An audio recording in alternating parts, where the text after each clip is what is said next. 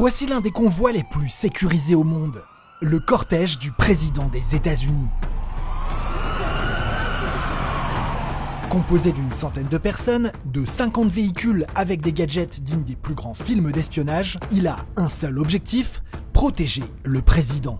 Au centre du cortège, on trouve le Secure Package, un ensemble de 6 véhicules qui protègent la voiture du président, la Cadillac One, spécialement conçue par General Motors. Son petit surnom ? The Beast, la bête. Car oui, c'est un vrai monstre avec ses 9 tonnes et son prix de 1,5 million de dollars. La limousine peut même résister à des tirs de lance-roquettes. Et ça, c'est parce qu'elle est entièrement blindée. Les portes sont épaisses de 20 cm et les vitres de 13 cm. De quoi résister à des impacts de balles de Magnum 357 et même à des grenades.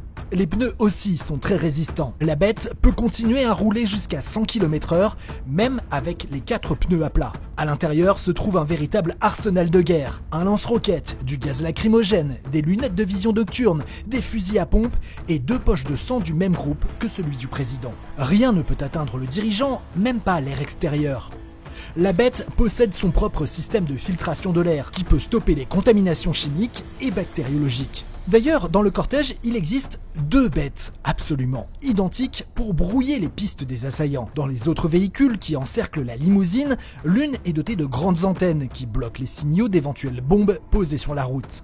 3 autres véhicules transportent des membres des forces spéciales et des militaires armés prêts à ouvrir le feu en cas de danger. Des médecins sont également présents. Derrière se trouve une ambulance spéciale, encore une autre voiture avec des gardes armés et un véhicule de renseignement, la ID Car, qui communique avec les autres unités.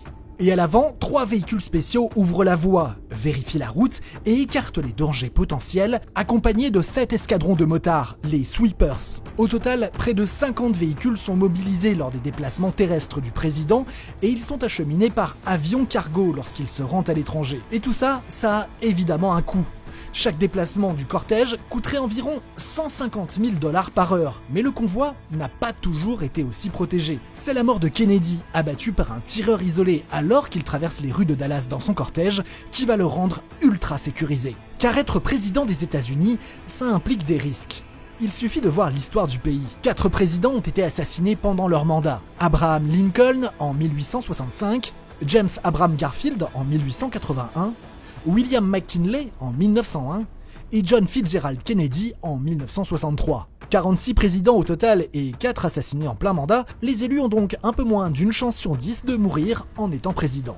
L'énorme cortège fait donc tout pour protéger le chef d'État. Et encore, les secrets du reste du cortège restent confidentiels. Sa sécurité est donc sûrement encore plus importante que celle qu'on croit.